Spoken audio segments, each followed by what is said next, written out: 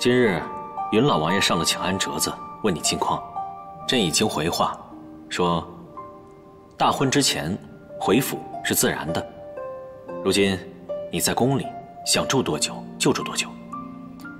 多谢陛下，明日我就回云王府。你何必跟朕客气啊？我呀，还是喜欢你像以前那样叫我的名字。可是你现在已经是一国之君了。那又如何？我永远是那个在你榻边打地铺的小魔头。今日还是老规矩，你睡寝床，我打地铺。不行，我们成婚只是权宜之计，你这样下去会让叶倩难过的。你赶紧去她那儿休息，顺便跟她解释一下，好好安慰她一下，别让她太难过了。丫头，快去！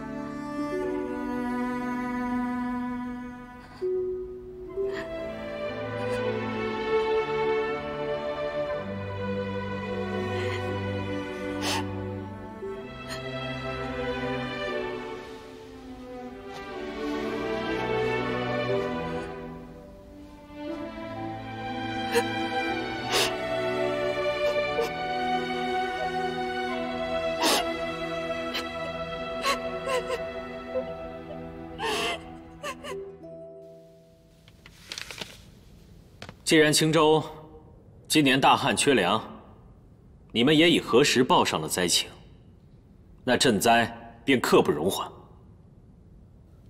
王石，臣在。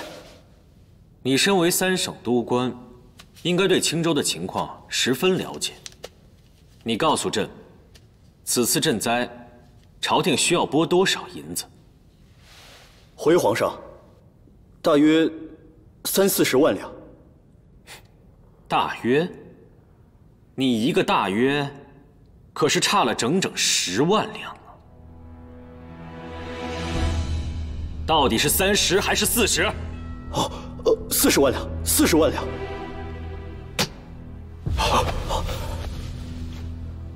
青州3年前就曾大旱过一次，就是因为当时救灾不力，所以直到现在年年入不敷出。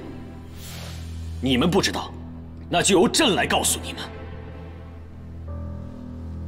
今年当地共计3640户，丁口15800余人，预计拨款55万两，其中粮食27万两，良种11万两，引渠灌溉6万两，百姓们的房屋修缮、布匹补贴6万两，医药补贴5万两。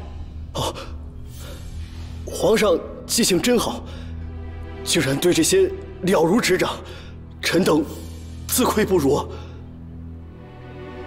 朕身在天位，无一日不战战兢兢、如履薄冰。可你们呢？在其位却不谋其政，对辖区里的民生概不关心。你们除了丁口纳税，还知道什么？出事了就知道写奏章，是等着朕给你们擦屁股吗？啊！皇上息怒，臣该死！皇上息怒，臣该死！你是该死。若是让你继续待在这个位置上，朕是要对不起天下的无辜百姓的。来人！皇上息怒！皇上息怒啊！皇上，将他给朕拖下去。今日起，贬为庶人，迁居青州。是。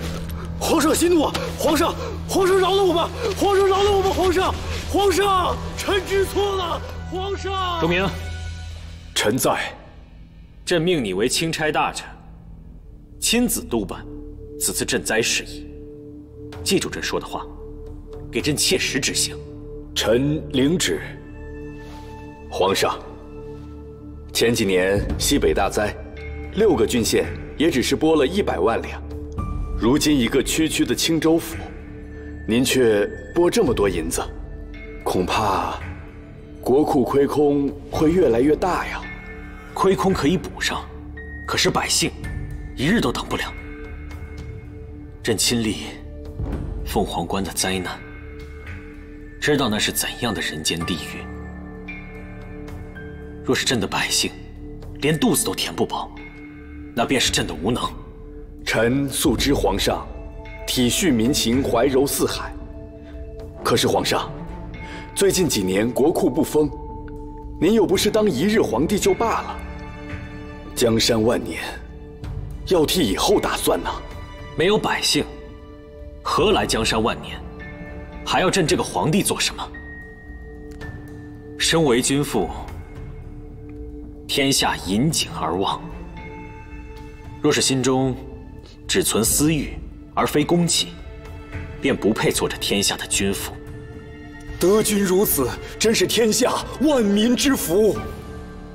对了，朕内堂还有银子，若是日后国库实在是掏不出，就直接从内堂中掏便是。皇上，万万不可呀！皇上，内堂的银子是用来修葺皇家帝陵的，岂可轻易挪用啊？朕既登基为帝，受尽天下百姓的拥戴，就要满足他们的期许。他日身死，不过化作一捧黄土。只要百姓安好，100年之后，朕就是以天地为重，又有何不可？皇上圣明。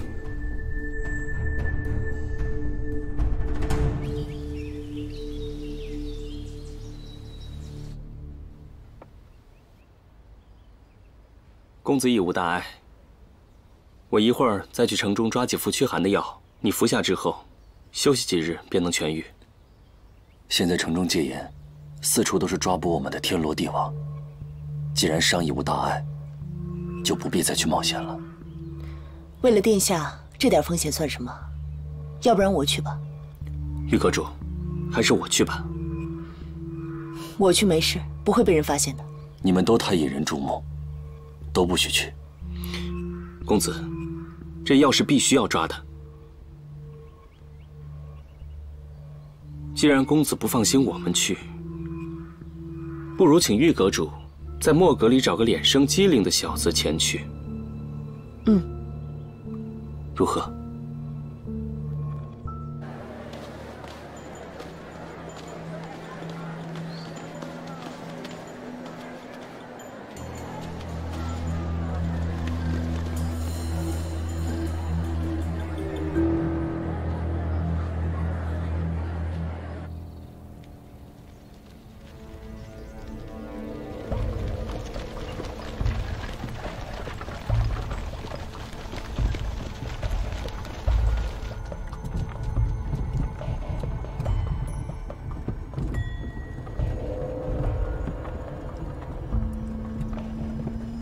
殿下，现在怕是除了你，再也没有第二个人这样称呼我了。这些贪生怕死的鼠辈，只会拜高踩低、落井下石，他们将来一定会后悔的。兰姨，你后悔吗？后悔什么？我沦为此境，早已无皇子之尊。众人眼中，我只是一个被驱逐的失败者，狼狈、落魄、可怜。谁敢如此说，我便杀了他。若你执意追随我，意味着必须放弃这种锦衣玉食的生活，继续过这种四处漂泊的落魄日子。我心甘情愿，而且我相信，殿下一定会有东山再起的那一天。兰姨，你相信我吗？我相信您。殿下目前的处境只是暂时的，皇天不会负您。是，他们都以为我败了，但这仅仅是个开始。我我叶天意还没到落败的时候，这天下最后属于谁，还不一定。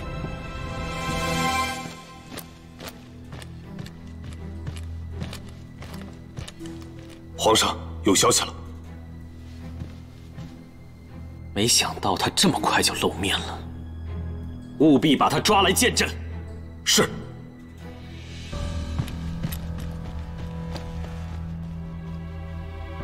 荣景，我绝对不会放过你。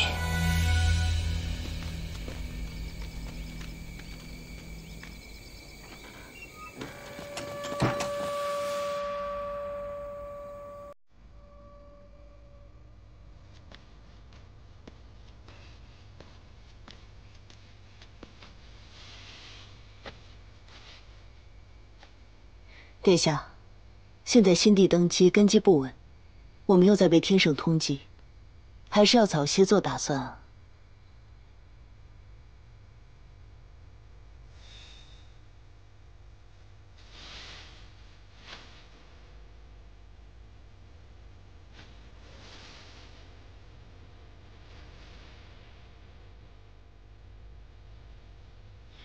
请殿下不要为了儿女私情而忘记自己是齐国太子这件事情。我没忘。玉阁主，你想表达什么？当年被天圣追杀，失去了那么多的百姓和将士，你是他们全部的希望，也是他们的魂魄所依。大家都在引颈而望，等着你带大家重归故土。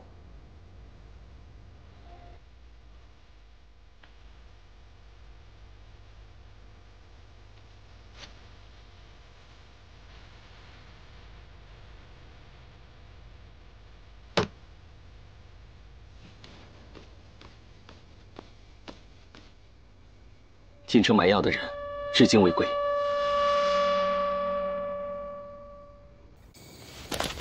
将军，一切正常，全部都在屋内。皇上有令，荣景及其党羽，一个不留。是。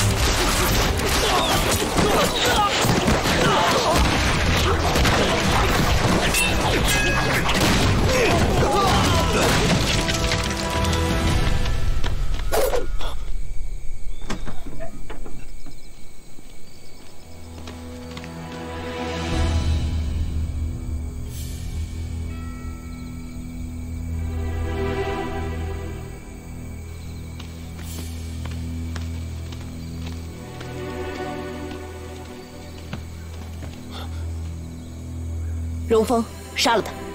慢着，留着他自有用处，先压下去。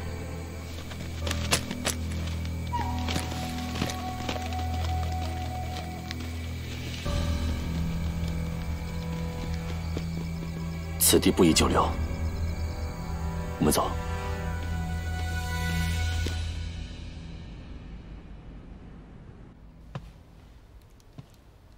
小姐，您真的要嫁给皇上吗？不再考虑考虑？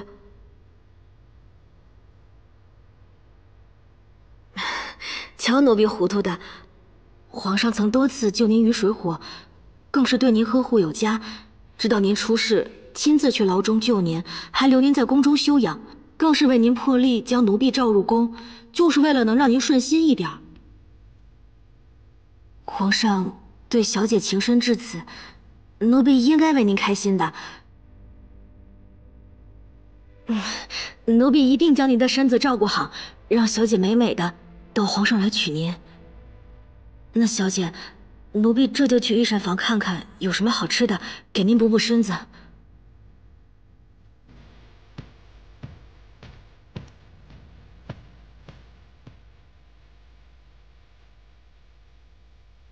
蓉姐，你到底在哪？我如今怀了你的骨肉，却再也找不到你，我该何去何从？天下之大，难道真的没有我的容身之处？我到底该怎么办？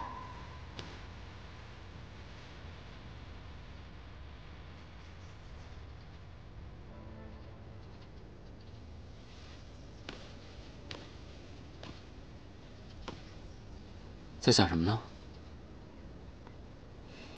你怎么来了？放心不下你，顺道过来看看。爷爷他怎么样了？这个老顽童身体好着呢，就是担心你。你可想好了，要一辈子囚禁在这宫闱之内吗？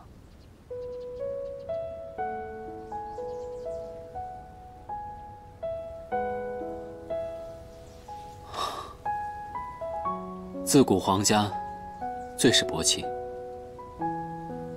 今日他对你情深似海，难保他日不会另觅佳人。圣心难测，若是有朝一日恩宠不在，甚至会万劫不复的。即便是寻常男子，也难保他日不会琵琶别抱，另觅他人。云氏嫡女必为后，这是祖训。我不过是顺应天意罢了。这话骗得了你自己吗？哥，我已经不再是以前那个任性妄为的云前月了。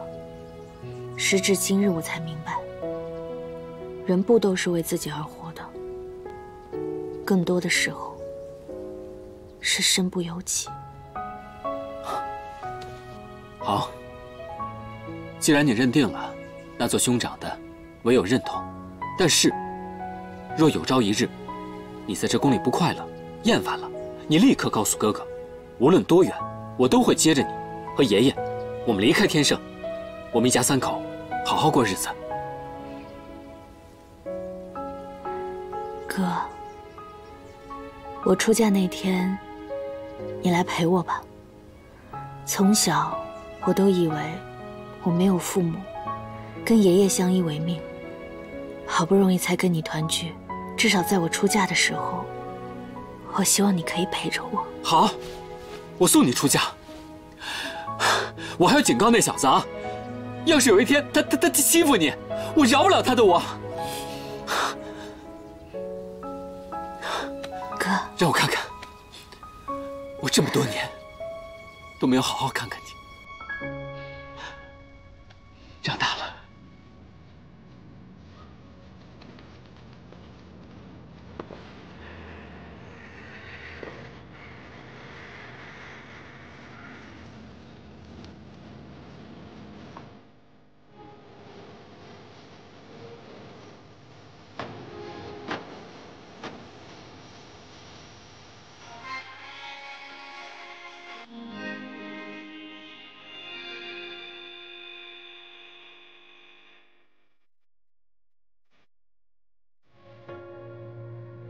虚晃大剑的茫茫，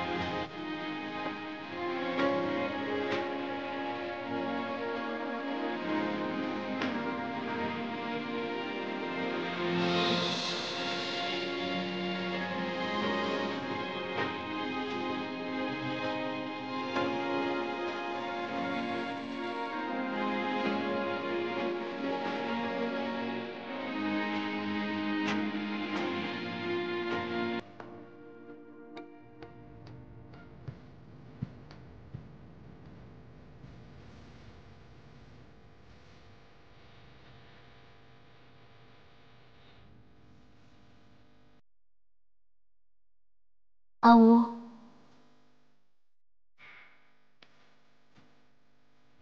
阿乌，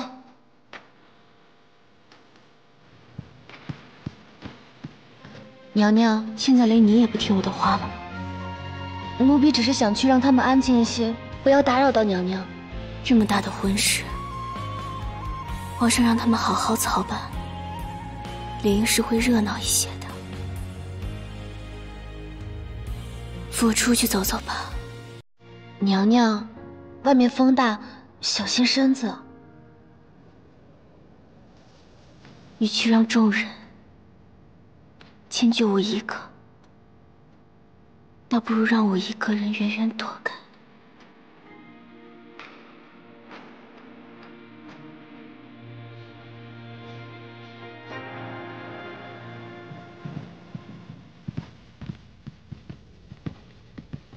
小姐，皇上来了。陛下，哎，人前的礼仪，在朕这儿用不着。你现在毕竟是皇上，若是我丢了规矩，倒是我的行为举止失了分寸。朕的小丫头从前都是无拘无束、无法无天，谁人不知云郡主从不受俗礼所拘。以前在云王府怎样，以后在宫中便怎样。朕都不拘束你，天下还有谁人敢拘束你？这里毕竟是皇宫，人言可畏，让别人说起来也不太合适。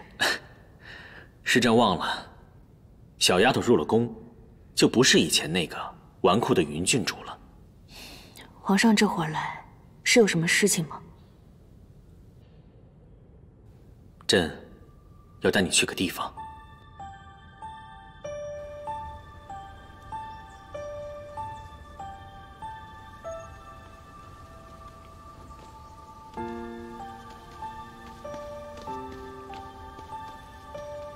这御花园，平日也算最热闹的去处了。如今这般安静，也算是难得的景致。娘娘，这里风大，咱们还是回去吧。你去替我取件披风吧。这安静，我想多待一会儿。娘娘，我没事。是。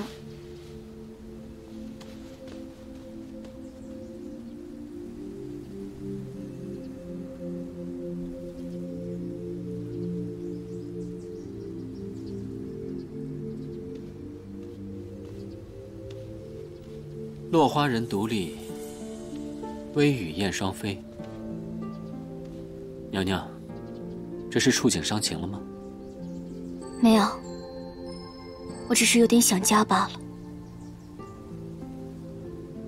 南世子，这是在替云郡主看我笑话吗？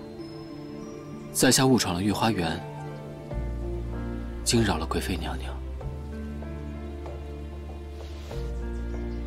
实在是抱歉。没事。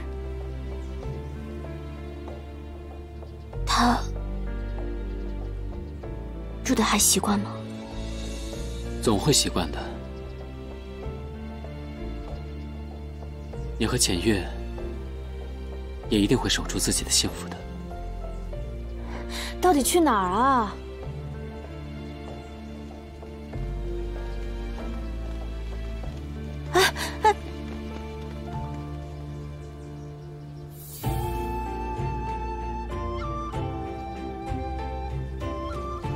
叶倩，从小就看到父王的妃子一个接着一个，一个替代另一个，我又有什么经受不住的呢？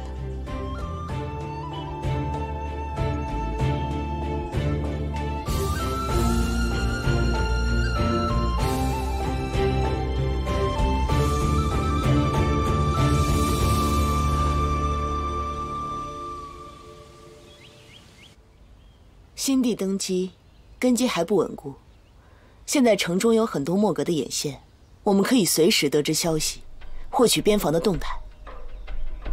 凤凰关一劫，天圣同样元气大伤，再加上老皇帝一死，我们可以放出些消息，让新帝手足相残，栽赃荣王府。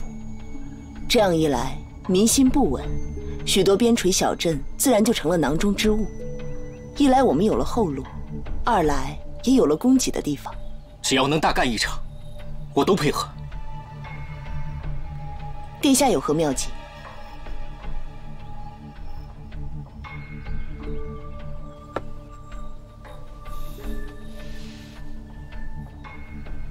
我们能承受的代价是多少？战到莫格无人可用。天圣能付出的代价又是多少？民心不稳，天圣大乱，直捣黄龙。若真走到这一步，就是玉阁主想要的。不论是哪国的百姓，只要能远离战火纷纷的日子，过好自己的生活便可，何须在乎是哪个国家哪个年号呢？黎民百姓要的是安居乐业，而战争只会让他们痛不欲生。殿下，作为齐国人，难道就眼睁睁地看着齐国就此消失吗？那我们所有人翘首以盼的究竟是什么？天圣大乱，民心自然会向着我齐国。自古以来成王败寇，我们不能再心慈手软了。玉阁主，原本荣王府被抄，公子落狱，百姓都以为是有心陷害，对公子万分同情。可玉阁主现在要将公子推到前端去抵御万民，那公子便是真的反了。到那个时候，百姓心中的恨，是怕比以往更多、更烈。那言下之意，我们就只有坐着挨打的份儿，主动出击就是要挟殿下了。要挟？难道不是吗？玉阁主，你是否真的为公子想过？在我看来，你所谓的忠，全是愚忠。告辞。上官。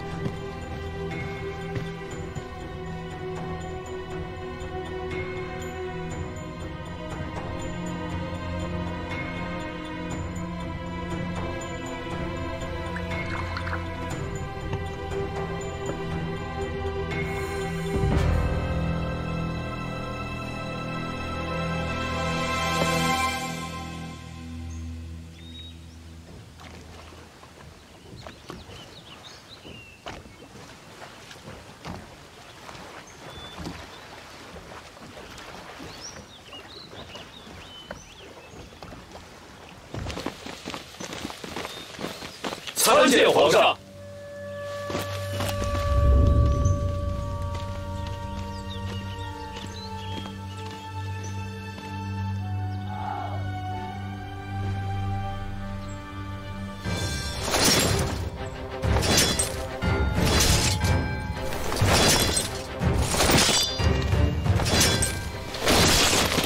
九溪纵横，万物独尊。参见皇上。九溪纵横，万目独尊。这是一个染字吧？没错，这里就是我从小接受训练的地方。我以为是父皇嫌弃我，才将我赶到这暗无天日的地方。直到有一天，他告诉我，我是他认定的接班人。皇上，兰妃娘娘轰了。何时？半月之前，兰妃娘娘诞生了小皇子之后，血流不止，不久就轰了。朕把她接入宫中，是为了想要把最好的赠予她。那个时候她才17，现在离开朕也不过才24。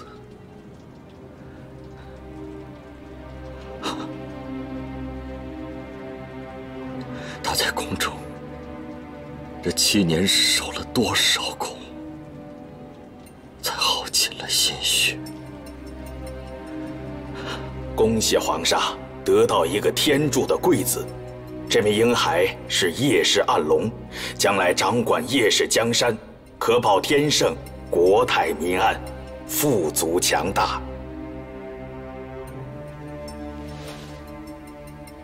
你是朕的希望，更是整个天圣的希望。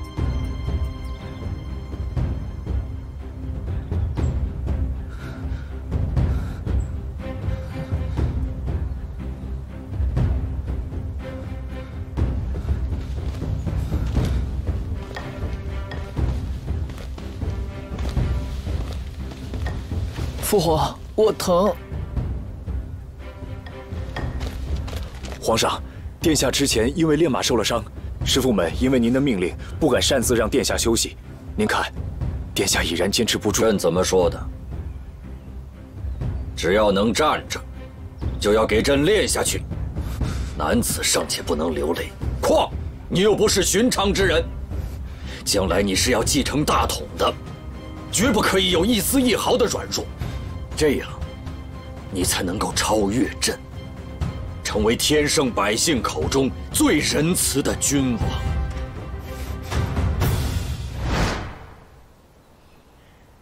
原来，你之前混世小魔王的样子，都是伪装出来的。没错，父皇是在保护我，让所有人都排除我会继承皇位的可能。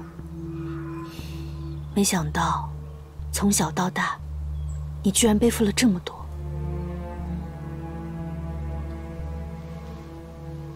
父皇一直对我寄予厚望，从小，我便被关在这里，接受暗无天日的魔鬼训练，和无数酷刑的折磨。他把整个叶氏江山都交到了我手上，我无法抗拒既定的命运，只能遵循这一切。这么多年，我一直戴面具活着，同样不能面对和正视自己内心深处最真实的情感。守住叶氏和让叶氏兴盛的重任，我必须扛下去。既然命运选择了你，我相信你一定可以。天圣国这个担子，你当得起。我们的亲然小魔王一定会让我刮目相看的，对吗？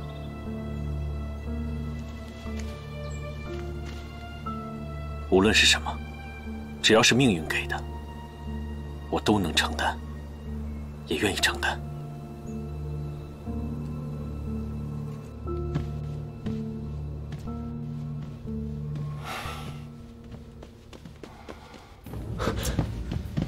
老爷，现在什么情况？宫里的侍卫只知道小姐在内牢里，陛下突然出现之后，便没了消息。我让他不要冲动，他非要一意孤行，这得罪了陛下，这可怎么得了啊？老爷，冷公子求见。不见。冷公子说他有小姐的消息。啊！快让他进来。是。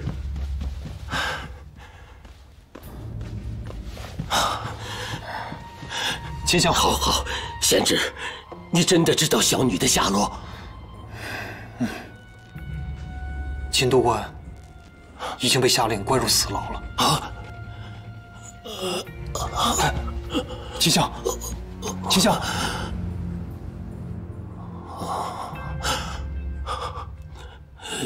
是不是因为允前月的事？秦都官对云浅月用了刑，刚好皇上赶上了，直接将云郡主抱回了寝殿，还当场下令将秦都官关入死牢。嗨！我早就告诫他不要冲动，他就是不听啊！秦相莫要着急。眼下还只是被关押而已，况且秦都官他是奉旨查案，没有无故抓人。秦相若是信得过我，有些事情我可以安排。贤侄啊，你我两家一直在朝堂上各执一派，没想到在这危难关头，贤侄不仅没有对我秦家落井下石，还帮我寻找爱女。老夫感激不尽呐！秦相严重了，严重了。其实当初没有劝下我爹，我至今心绪难平。你我两家的交锋，已经是前朝的事了。如今新帝掌权，关系太多，这样下去，你我两家谁都讨不到好处。与其相互争锋，倒不如互相帮助。您说呢？贤侄，若你真有此心，有一事现在迫在眉睫。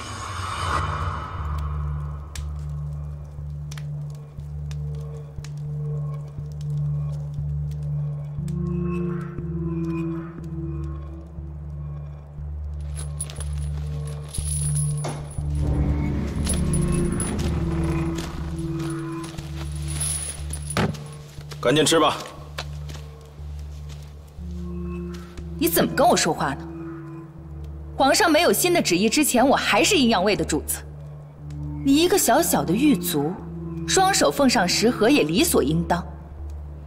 我告诉你，你若让我不痛快，我定让你全家不得安生。你别忘了，秦相还在，阴阳卫还在。小的目光短浅，该死该死！都给我换！有的吃就不错了。哪儿来的那么大的脾气呀？赶紧吃吧。我不吃。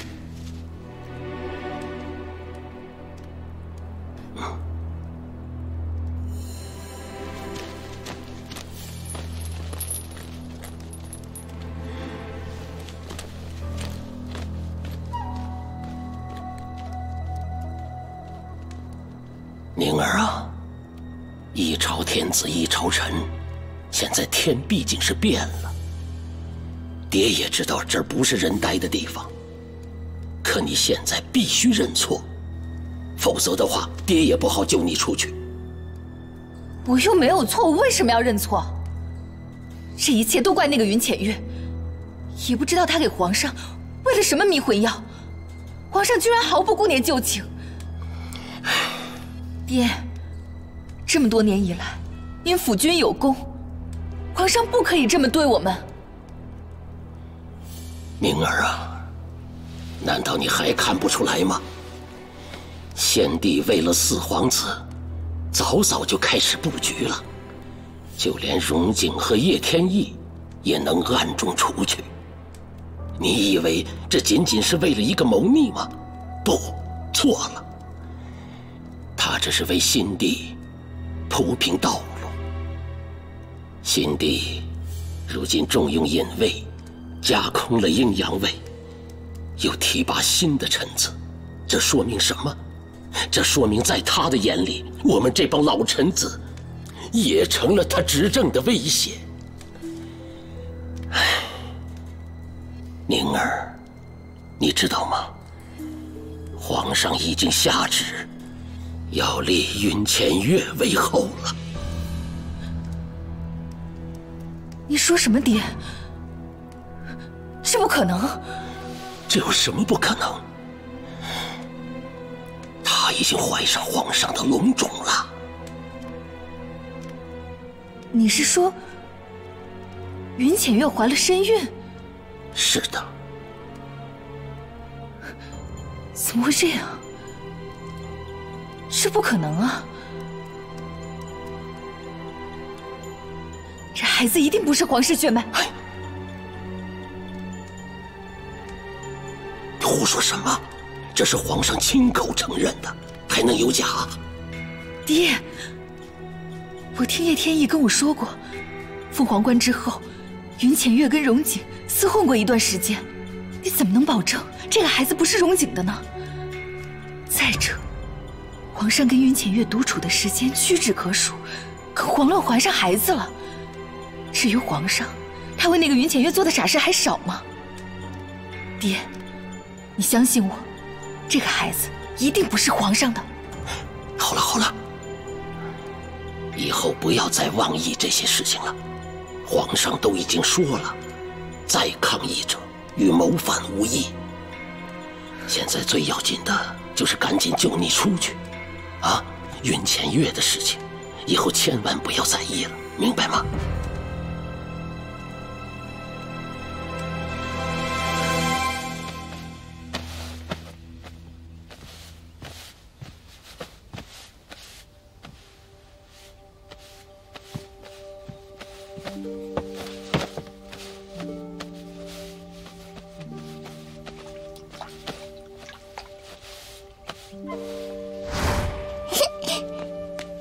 弟弟，你看我像不像新娘子呀？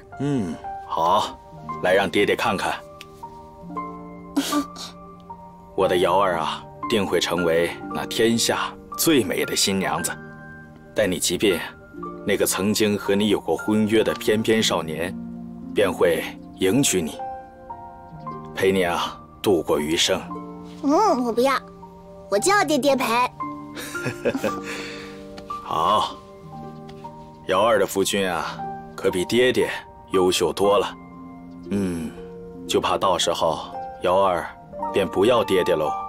瑶儿不会的，在瑶儿心里，爹爹永远是最棒的。瑶儿乖，待你出嫁之时，我便把墨格给你，你一定要带着他全力的去辅佐那个男子。